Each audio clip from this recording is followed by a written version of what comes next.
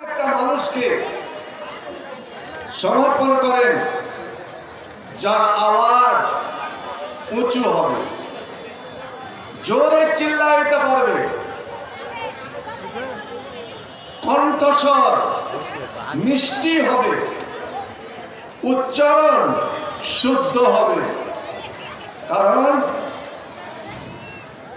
মুয়াজ্জিন যখন আযান দেয়, আল্লাহর তাওহীদের আযান, একত্ববাদের আওয়াজ যখন উত্তোলন করে, এক শয়তান ছাড়া শয়তানের শরীরে এতটাই বিষ ধরে যায়,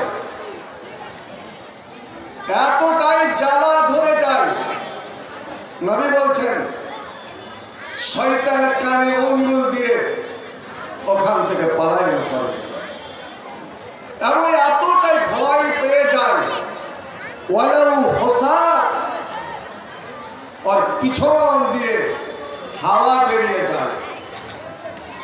একজন ঈমানদারের কণ্ঠস্বরে, তাওহীদের কণ্ঠে শয়তানের পিছন ঢিল হয়ে যায়।